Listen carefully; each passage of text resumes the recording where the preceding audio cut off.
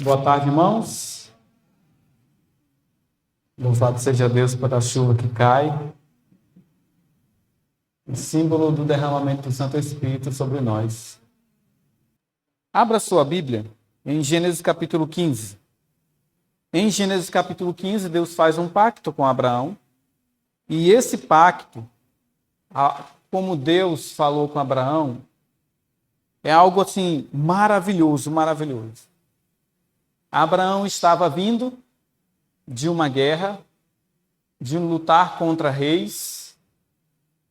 5 reis se reuniram e atacaram Sodoma e Gomorra e levaram Jó cativo com suas posses. E Abraão foi guerrear contra esses reis, se uniu com 3 amigos, 3 reis, e foram. E quando eles chegaram lá, eles foram vitoriosos, tomaram os despojos, tomaram todos os que foram levados cativos e estavam retornando. No meio do caminho ele encontra Melquisedeque, e Melquisedeque abençoa Abraão. Isso aqui, esse ato de bênção de Melquisedeque a Abraão é muito profundo. Nós não vamos aprofundar nele aqui. Mas é tão profundo que lá na frente, quando Jesus vai falar com os discípulos, ele faz referência a Melquisedeque. Quando Paulo vai falar, ele faz referência a Melquisedeque, que era o rei de Salém, rei de paz. E a gente olha às vezes para a palavra do Senhor e vê algo assim, o Senhor fazendo uma coisa a primeira vez, como por exemplo a Santa Ceia. A Santa Ceia, nós pensamos, Deus estabeleceu a Santa Ceia, Jesus Cristo, naquele momento antes da crucifixão. Engano. Se nós tivéssemos um pouco mais de profundidade na palavra, a gente ia perceber que a Santa Ceia já existia. E quando Melquisedeque veio até Abraão, ele veio trazendo os símbolos da Santa Ceia. E ele veio trazendo o pão e o vinho. Você pode ler depois. Melquisedeque não tinha genealogia. Ele era um representante de Cristo. Quando Abraão viu Melquisedeque, ele viu Cristo. E trouxe o pão e o vinho.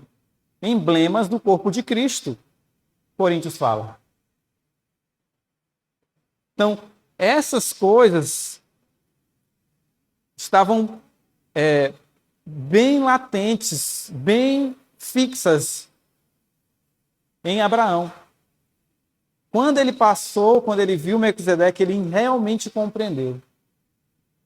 Só que a gente lê, Melquisedeque trouxe pão e tal, e Abraão deu o dízimo para ele, dos despojos. Foi só isso que a gente lê. Aí a gente usa o texto do dízimo para solidificar o dízimo, mas esquecemos das outras coisas.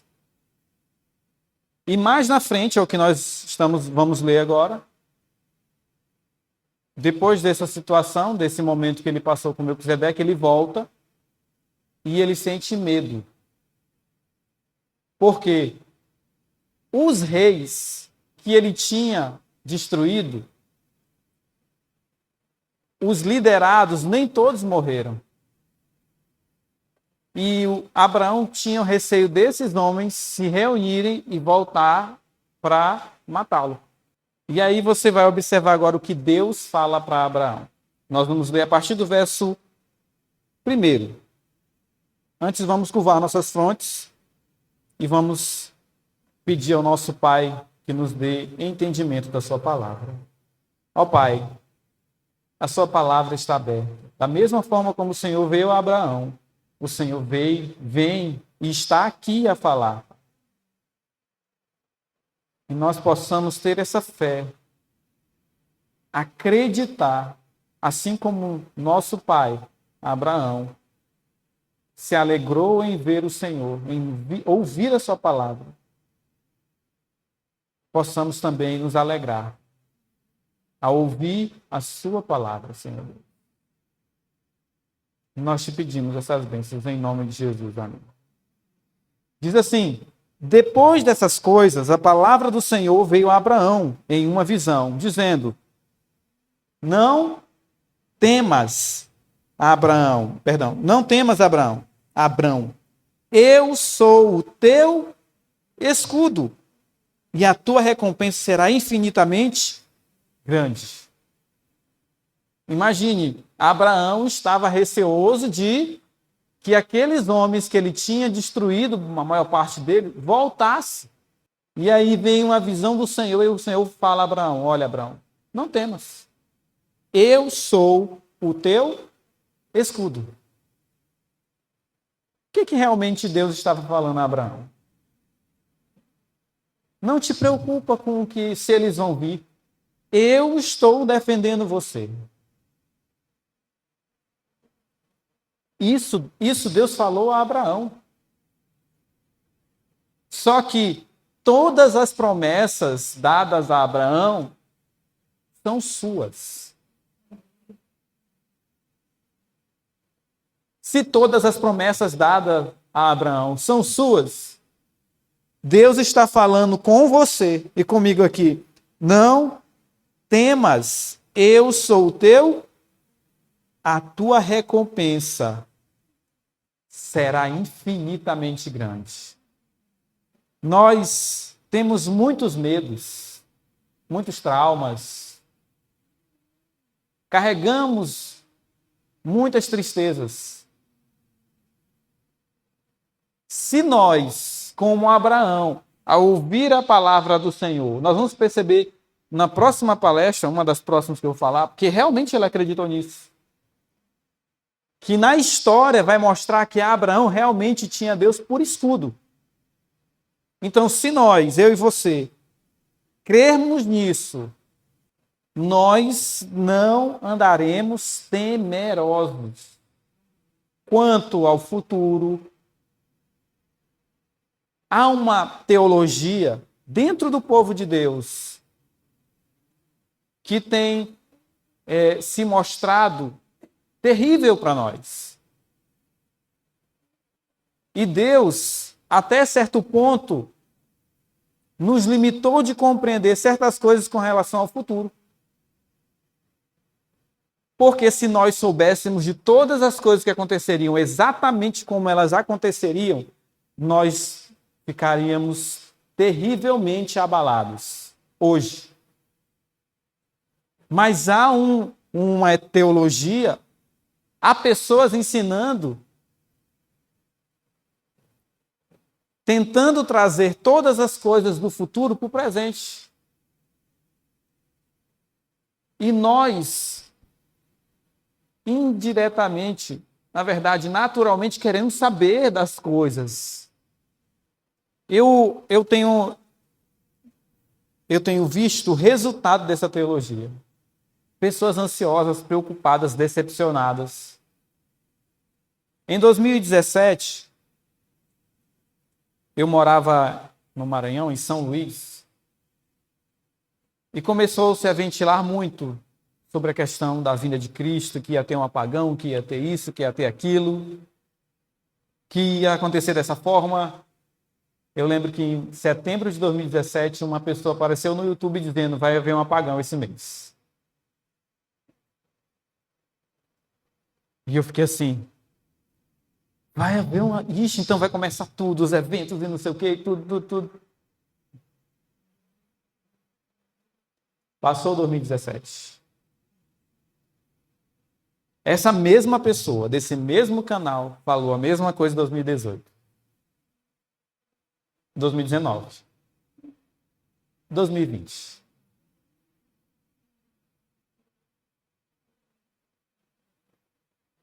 A última foi em abril deste ano. Vocês não ouviram falar que ia haver um apagão? Em abril. Houve apagão? O que essas pregações, essas ideias trazem para nós? Preocupação. Ansiedade. Você começa a buscar coisas e coisas e coisas. O Senhor diz na palavra dele: as coisas que vão acontecer serão terríveis como nunca houve. Ele não diz exatamente o que vai acontecer, mas que vai ser terrível, vai. Só que ele não fala para que a gente não fique perplexo com o que vai acontecer. Exatamente isso, irmãos.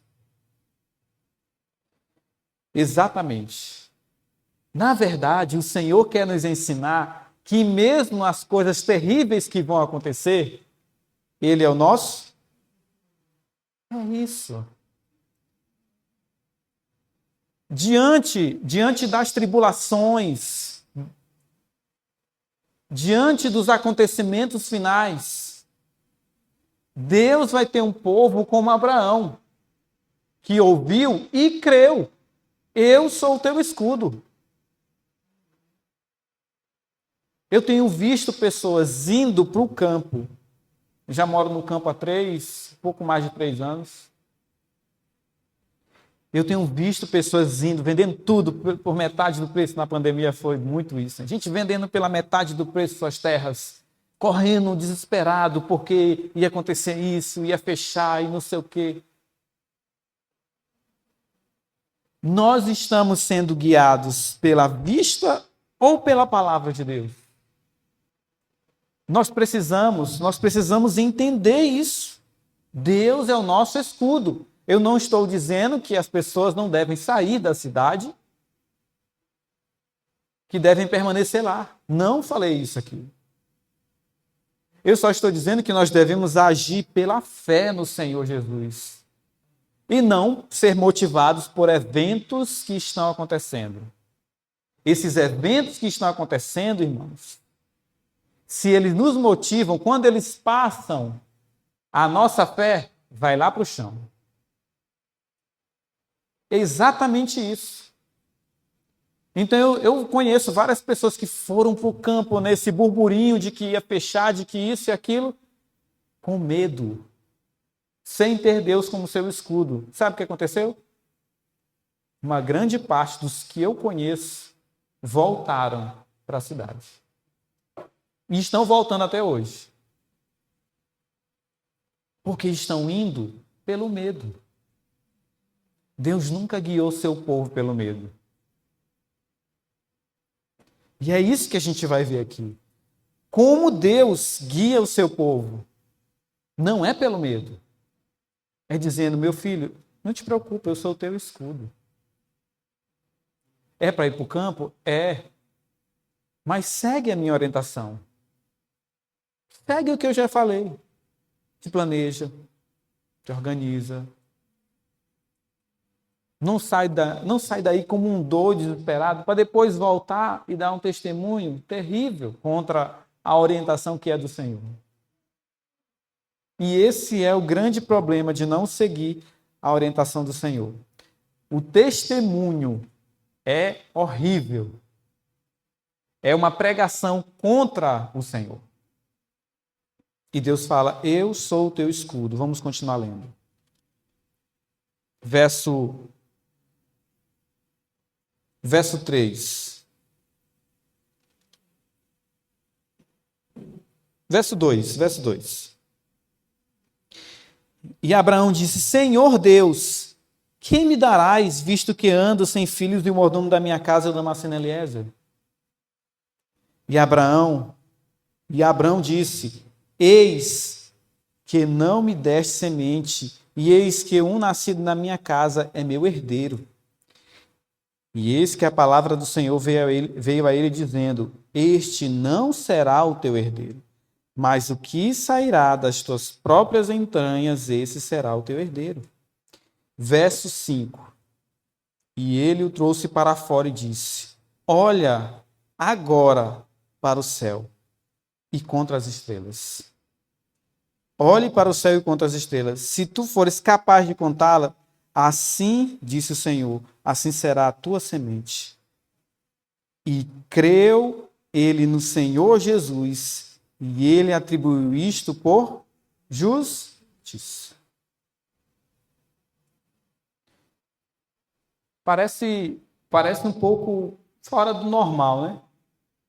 Deus entrega a justiça para uma pessoa que não era justa e aparentemente não fez nada para ser justo, era um pagão, dizendo assim: olha para o céu e conta as estrelas. Tu consegue contar, Abraão?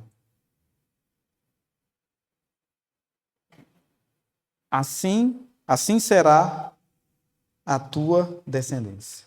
Olha para o céu.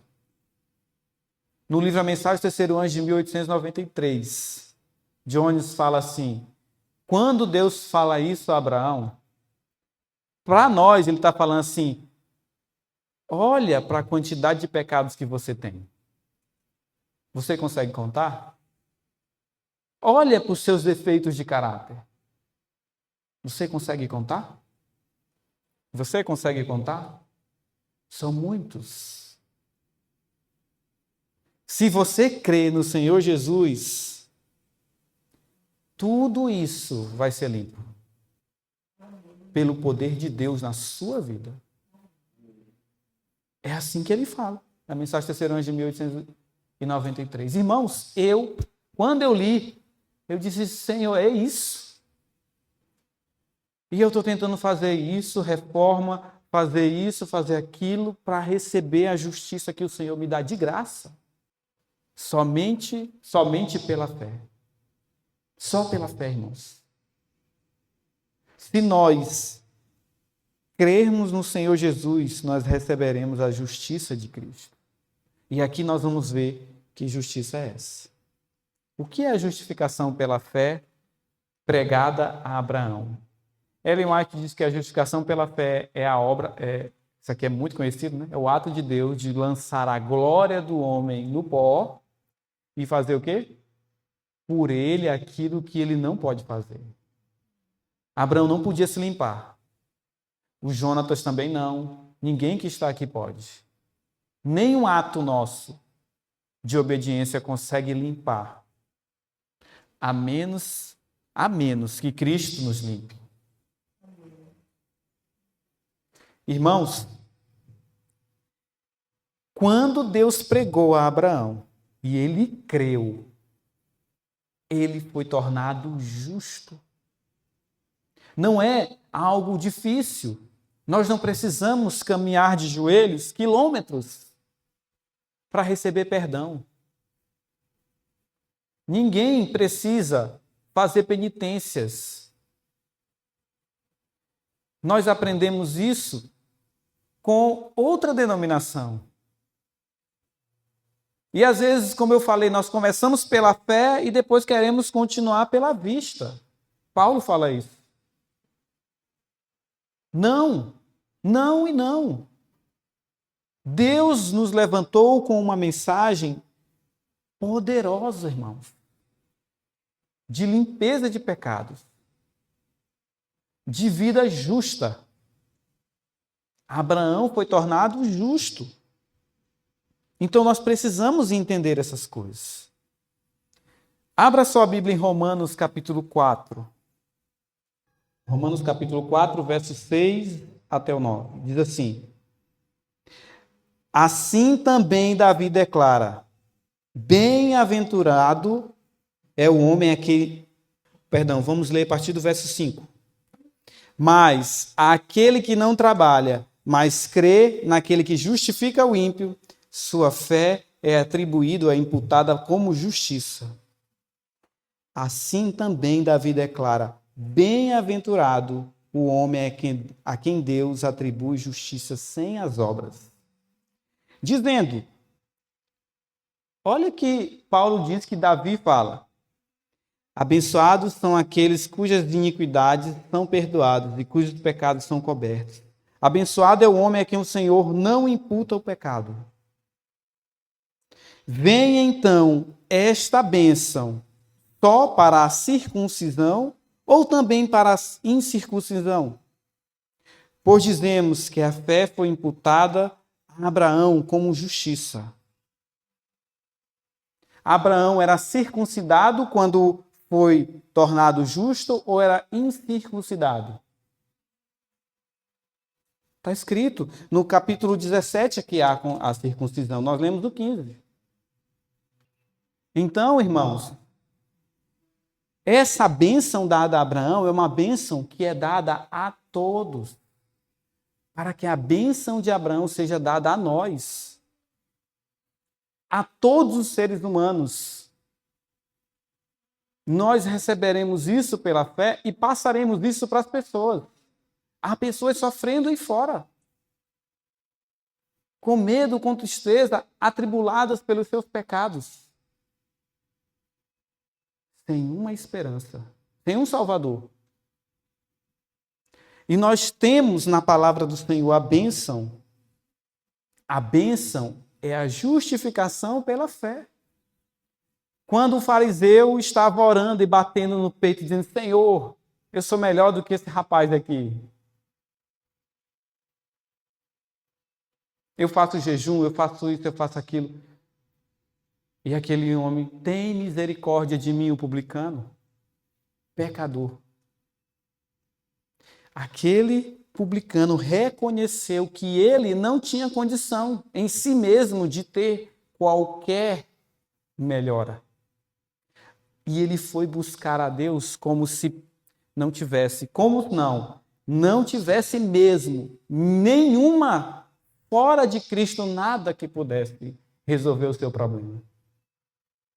E Deus, Jesus Cristo, declara ao contar: ele saiu justificado. Ele estava pedindo perdão e ele saiu justificado. Ele recebeu a justiça. O que é ser justificado? Está escrito bem aqui, ó. Bem-aventurado aquele homem que o Senhor, abençoados são aqueles cujas iniquidades são perdoadas e os pecados são cobertos. 30 anos na igreja e eu com os pecados à mostra. Sem Cristo para cobrir meus pecados. Preocupado com os meus defeitos de caráter, com os pecados trazidos, pedindo perdão a Deus sem crer que Ele realmente perdoava meus pecados.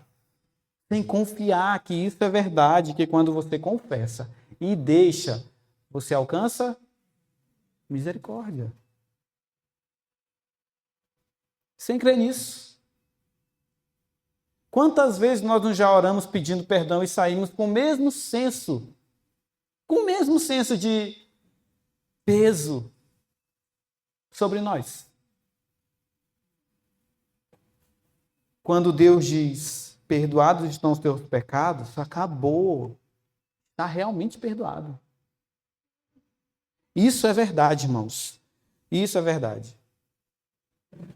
O tema do capítulo inteiro que nós poderíamos estudar de Romanos é a justificação pela fé. O apóstolo toma o caso de Abraão como uma ilustração da verdade apresentada no capítulo precedente. Ou seja, um homem é tornado justo pela fé. A bênção, isso aqui é muito importante, a bênção que Abraão recebeu é a bênção dos pecados perdoados mediante a justiça de Cristo. Isso aqui é muito importante. Porque os nossos pecados serem perdoados é tão importante? Porque o seu pecado ser perdoado é tão importante? Você já parou para pensar? Nós vamos abrir mais na frente um acontecimento bíblico que vai nos revelar por que é tão importante ter os pecados perdoados. O que isso faz na vida? Nós vamos começar a abrir isso. Portanto, quando lemos em Gênesis, que em Abraão todas as famílias da terra seriam abençoadas, sabemos que a bênção que está referida ali era o perdão dos pecados. Ou seja, quando Deus falou a Abraão: em ti todas as famílias serão abençoadas, ele estava perdoando os pecados não só de Abraão, mas de todos aqueles que são filhos de Abraão. Herdeiros, como Ivan falou aqui, que creem em Jesus Cristo. Isso pode ser positivamente comprovado em Atos 3, 25 e 26, que diz assim: vós sois os filhos dos profetas e da aliança que Deus fez com os vossos pais, dizendo a Abraão: na tua descendência serão abençoadas todas as famílias da terra. Ressuscitando Deus a seu filho Jesus, que é a descendência de Abraão, primeiro nos enviou a vós, para que nisso vos abençoasse. Que bênção é essa? Perdoar os seus pecados. E como é que isso acontece? No apartar cada um de vós das vossas maldades. Está escrito isso. Atos 3, 25 e 26. Então essa bênção é o perdão. E o perdão faz com que eu me aparte da iniquidade que eu carrego. O que é apartar? É separar. É afastar. Então eu vou pedir perdão pelo erro que cometi hoje, e eu creio que eu recebi o perdão. Amanhã eu não vou pedir perdão pelo mesmo pecado. Porque o perdão verdadeiro, que vem pela fé, me aparta das minhas iniquidades. O perdão verdadeiro aparta. Gálatas capítulo 3, verso 13, diz assim: Cristo nos resgatou da maldição da lei, fazendo-se por nós uma maldição, porque está escrito: maldito é todo aquele que for pendurado no madeiro. Para que a bênção de Abraão, nós já sabemos que é a bênção de Abraão, pudesse vir sobre os gentios por meio de Jesus Cristo, para que possamos... O que diz aí? A bênção de Abraão serve para nos apartar do pecado, nós acabamos de ler. E aí no final diz que a bênção de Abraão serve para quê? O que diz no finalzinho do verso? Receber o Espírito Santo. Não é o que nós estamos orando, clamando a Deus? Senhor, dá-nos o teu Santo Espírito. A bênção de Abraão vai te dar o Espírito. E isso é que nós temos que entender. Às vezes a gente lê esses versos e passa por alto essas coisas. Deus está dizendo para nós que quando Ele perdoa, esse perdão serve para apartar você dessa iniquidade. E mais, Ele dá o Espírito Santo. E sabe o que o Espírito Santo faz? Traz Cristo Jesus para morar dentro de você. Está escrito isso. Por isso que a bênção de Abraão é muito importante. Por isso que realmente o perdão verdadeiro dos pecados faz uma obra, e fez isso em Abraão. Se não for isso, irmãos, nós nunca entraremos no céu. Nós vamos continuar aqui, mais 100 anos, 200 anos, 300 anos, pregando algo e não vivendo, não crendo.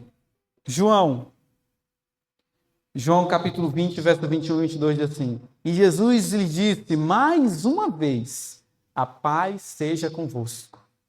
Assim como o Pai me enviou, eu também vos envio. E tendo dito isso para eles, soprou sobre eles e disse-lhes: recebei o Espírito. Você sabe o que quer dizer paz seja convosco? Sabe o que quer dizer isso? Isaías diz que o resultado da justiça é o quê? Paz. É isso, irmãos. O perdão traz paz. Você não está mais em inimizade com Cristo. Agora você e Cristo estão do mesmo lado. É isso que Jesus estava falando com eles. Paz seja com vocês. E ele falou, não foi só uma vez, ele disse mais de uma vez. Deus, quando repete algo, é importante. Paz seja convosco. Por isso que eu estou falando, às vezes nós estamos anos e anos indo para a igreja ou fazendo atividades relacionadas à vida religiosa, mas carregamos um fardo. Culpa de pecados cometidos há anos atrás, meses, décadas. Por isso, irmãos, nossa vida não é uma vida de paz. Deus agora está, assim como veio Abraão, veio aqui para cá, nesse local, dizendo aqui, paz seja convosco. Sabe o que é isso? Perdoados estão os seus pecados. Se você receber a paz, você recebe o Espírito. Por isso é que eu disse, é muito simples. É muito simples. O negócio aqui é muito simples. É assim, é uma escadinha. Você aceitou isso, você já recebe isso, recebe aquilo. É muito simples. Nós queremos fazer todo um plano elaborado para receber o Espírito. Ah, se você mudar a alimentação, a sua mente vai ficar mais fácil de captar as coisas de Deus e você recebe. O seu caráter muda. Não. A alimentação também serve para que a sua mente fique mais limpa. Serve sim. Mas o Espírito é dado agora. O Espírito é dado agora. O Espírito foi dado para Abraão naquela hora. Não demorou. Abraão não precisou fazer circuncisão para receber o Espírito. A palavra do Senhor diz que Abraão era amigo de Deus. Amigo de Deus. Recebeu Deus na sua casa. Nós vamos ver isso aqui. Uma das palestras eu vou falar sobre a hospitalidade. Como é realmente que a gente recebe Deus em nossa casa? E eu fiquei assim, Senhor, é só isso? Eu posso receber Deus dessa forma na minha casa? Nós vamos ver aqui. Irmãos, eu me alegro quando eu vejo essas coisas, quando eu vejo como Deus é simples. Receber o Espírito. Olha o que em Mateus fala. Em Mateus capítulo 9, do 1 ao 8, diz que Jesus estava num local e trouxeram um paralítico. E o paralítico veio, foi trazido, e Jesus olhou o paralítico e disse assim, perdoados te são teus pecados. Aí os judeus olharam, quem é esse? Ele está blasfemando. Quem só pode perdoar é Deus. Aí Jesus disse, o que é mais fácil dizer? Perdoados estão os teus pecados? Ou levanta, toma o teu leito e anda? Para que vocês saibam que eu sou filho de Deus, Jesus falando. Levanta, toma o teu leito e anda. E aquele homem, imediatamente. Aquela prova exterior, Ellen White comentando, não sei se eu coloquei o texto aqui. Sim, está aqui. Existem hoje milhares de pessoas a sofrer por doenças físicas, as quais, como paralítico, estão ansiando a mensagem. Perdoados te são os teus pecados. O fardo dos seus pecados com o seu desassossego e os desejos não satisfeitos é o fundamento de sua doença. Não podem encontrar alívio enquanto não forem ter com o médico da alma a paz que tão somente ele pode comunicar restituiria o vigor à mente e à saúde do corpo. Entenda. O perdão de pecados cura enfermidades. Está escrito nos anais da história da nossa igreja, quando esses homens foram pregar, e eles foram pregar na frente de um hospital, alguns que estavam doentes foram ouvir a pregação. E é contado que não foi falado sobre cura de enfermidades. Foi falado sobre a justificação pela fé. E o que aconteceu? Aqueles homens, em ouvir que os seus pecados eram perdoados, mais de 40 foram curados. Aquele homem aqui que nós estamos referindo, o paralítico, ele tinha um problema muito grande. Ele olhava para si e se culpava pelos seus pecados. Ele precisava mais de perdão do que de cura. Por isso que Jesus, ao ver aquele homem, Jesus falou assim, perdoados estão os teus pecados. Aquilo limpou o paralítico por dentro. Para o nosso tempo, Ellen White fala que 9 em cada 10 doenças têm origem onde? Na mente. Se você pesquisar, colocar aí ansiedade, quantos por cento da população mundial tem ansiedade? Você vai ficar assustado. Lá vai dizer que 96% da população mundial tem ansiedade. Sabe o que quer dizer o que significa? Mais de 9 em cada 10. 9,6. 96% é 96 em 100. Ansiedade é uma doença que Cristo cura. Pelo perdão. Depressão não é bem ventilado que é a doença do século? Cristo cura. Pelo perdão. As doenças que estão em nosso corpo estão sendo desenvolvidas por uma mente que não recebeu o perdão.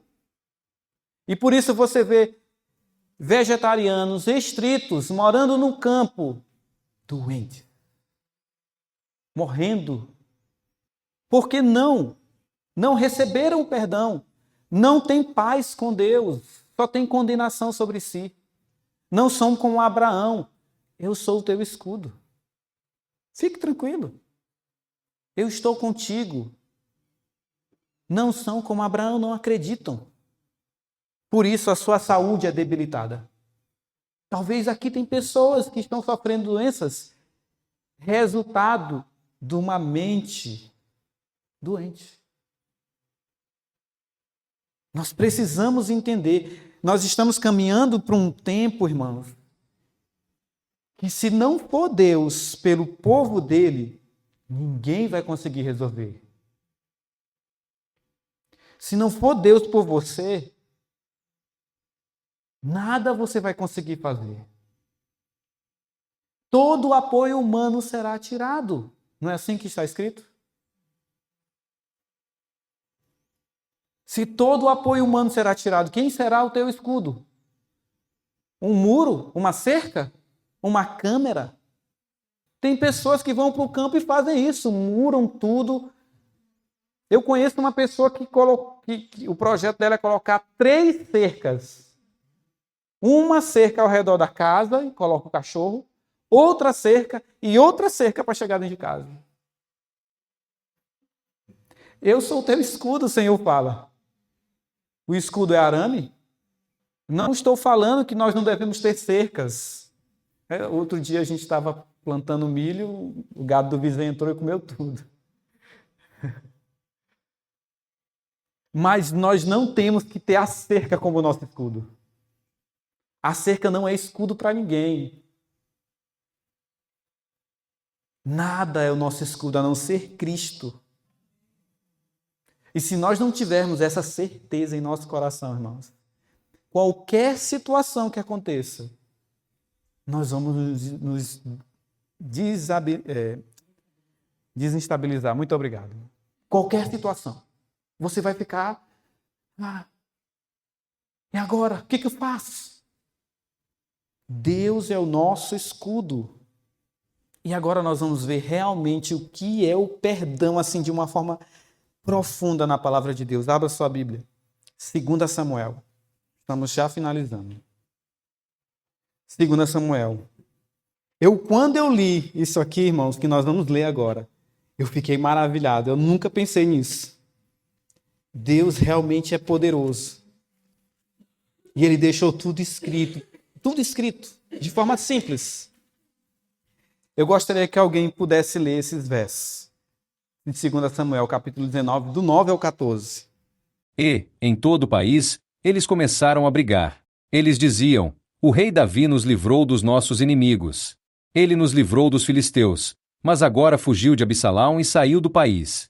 Nós escolhemos Absalão para ser o nosso rei, mas ele morreu na batalha. Então, por que não tentamos trazer o rei Davi de volta? O rei Davi soube do que os israelitas estavam dizendo. Então enviou o sacerdote Zadok e Abiatar aos líderes de Judá para perguntarem o seguinte: por que vocês seriam os últimos a ajudar a trazer o rei de volta ao seu palácio? Vocês são meus parentes, da minha própria carne e do meu próprio sangue. Por que vocês seriam os últimos a ajudar a me trazer de volta? Davi também mandou-os dizer a Amasa: você é meu parente. De agora em diante, você será o comandante do exército em lugar de Joabe. Que Deus me mate se eu não fizer isso. Com essas palavras, o rei ganhou o coração de todos os homens de Judá, e eles mandaram-lhe dizer que voltasse com todos os seus oficiais. Amém. Obrigado, irmão. Se você não leu o contexto, você não vai perceber o que está escrito aí. Eu vou explicar. Absalão se revolta contra Davi. E a palavra do Senhor diz, 3 capítulos para trás, que ele roubou o coração do povo de Davi. Então, todos aqueles que iam ter com Davi, ele chegava antes e dizia, olha, papai não vai conseguir resolver teu problema, mas eu vou, quando eu for rei. Então, todos começaram a olhar para Absalão com esperança, ele vai resolver meu problema. E Absalão sai da casa do seu pai, vai para Hebrom e diz assim, e se autoproclama rei. E quando ele faz isso, uma multidão segue ele. Não só de Israel, das 10 tribos, mas também de Judá e Benjamim. A tribo de Davi seguiu Absalão, a maior parte. E Absalão reuniu um exército muito grande e foi para batalhar contra o seu pai. Só que o seu pai não foi para a batalha. Os servos não deixaram. Tudo bem. Eles venceram Absalão, nós conhecemos bem a história. Ele ficou preso com os cabelos sobre uma árvore, um carvalho. E Joabe acertou as flechas e matou aquele homem. Resultado: toda aquela revolução acalmou. E agora, Davi quer voltar para Jerusalém, porque ele tinha saído fugido com algumas pessoas que ele confiava. E ele quer voltar, mas tem um problema. O povo não quer que ele volte. Você sabe por quê? O costume da época, se você se rebelasse contra o rei, o que aconteceria com você? Imediatamente. Davi, se fosse seguir o costume, ele deveria cortar todo mundo, matar todo mundo que estava seguindo Absalão. E todos que seguiram Absalão tinham um lado, se colocaram daquele lado. E então eles começam a dizer, não volta. Rapaz, Deus é maravilhoso. Olha o que Deus fala. Olha o que Davi faz. Verso 11. Davi enviou 2 homens. Que mensagem esses homens tinham? Sacerdotes dizendo, falai aos líderes de Judá, dizendo, por que vocês são os últimos a querer o rei de volta? Judá ficava o palácio de Davi. Por que vocês não querem o rei de volta? E a gente já sabe muito bem por quê. Eles temiam morrer. Mas observe, olha o que os dois homens que Davi mandou, fala para aquele povo. E eles falam palavras de Davi, verso 12. Vocês são meus irmãos. Vós sois osso do meu osso e carne da minha carne. Você sabe o que Davi estava dizendo? Eu não vou fazer nada com vocês, vocês são parte de mim. Isso resultou em alguma coisa? Não. Eles não acreditaram. Mas sabe o que Davi mandou dizer de novo?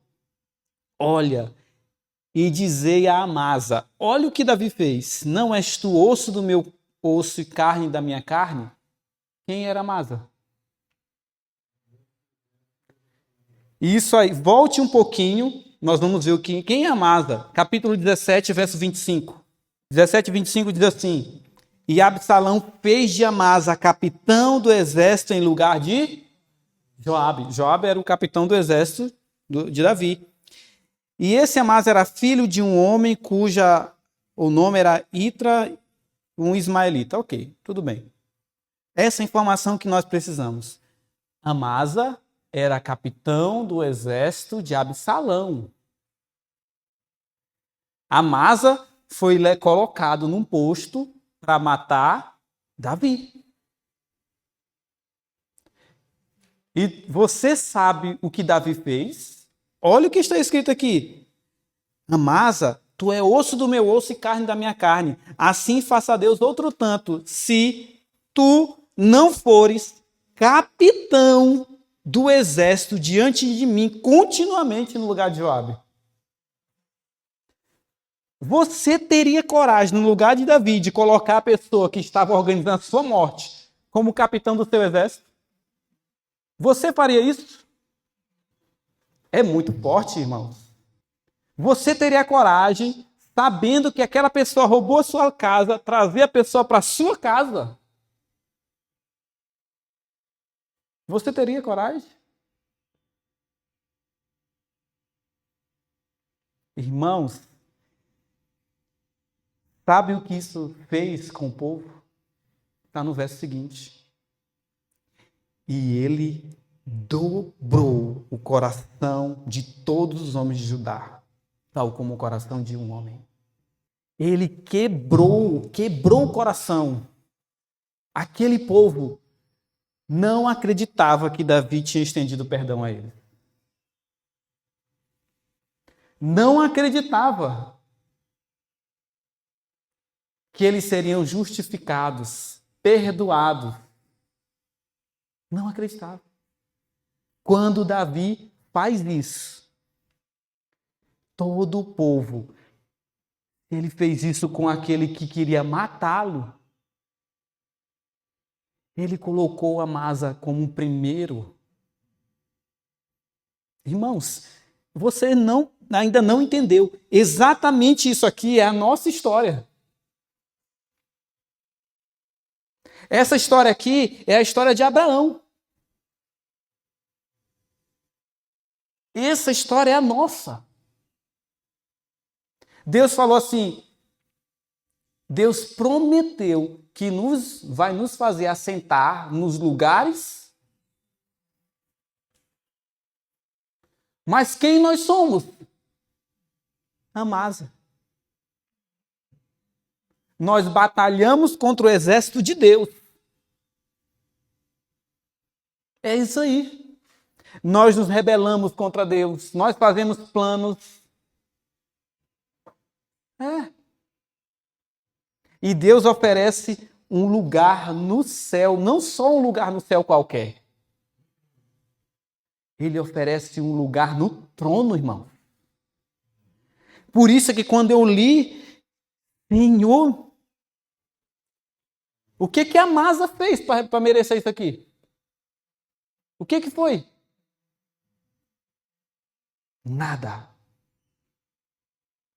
Ele só tinha que aceitar e ele só tinha que crer.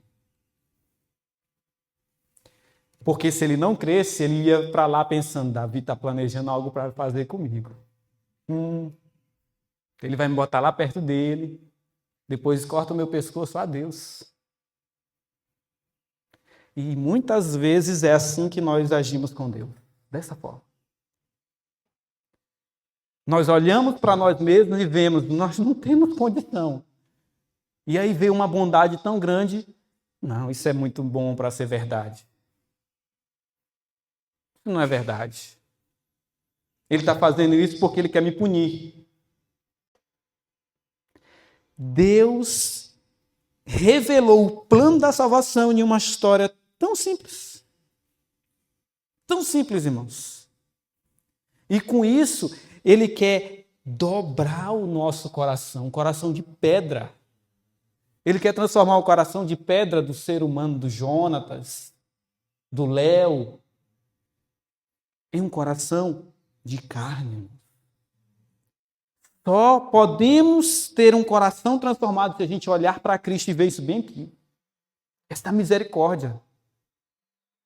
Se nós não olharmos para Cristo vendo isso aqui, irmão, com esse olhar, nós vamos caminhar como povo, com medo. Com medo. Ele vai vir, ele vai me destruir. Já foi, irmãos, da minha casa. Deus quer destruir você. Falando isso para mim. E eu fiquei assim, Deus estava em Cristo, a palavra do Senhor diz, reconciliando consigo o mundo. O que Deus queria fazer não era destruir o ser humano. Nunca quis destruir. Ele está reconciliando. E ele mandou Jesus Cristo, osso dos nossos ossos, carne da nossa carne. Está escrito. Você é osso do osso de Cristo. Como ele vai destruir o irmão? Como? É isso que eu estou falando para vocês. E sabe qual é o resultado? Nós já vimos aqui o Espírito Santo apartar o pecado. Nós não vimos? Mas tem uma coisa, irmãos, que está faltando para nós. Clamar que Jesus volte. E o resultado do perdão faz isso aqui, ó. Finalzinho do verso 14. De modo que enviar essas palavras ao rei. Retorna tu e todos os teus servos.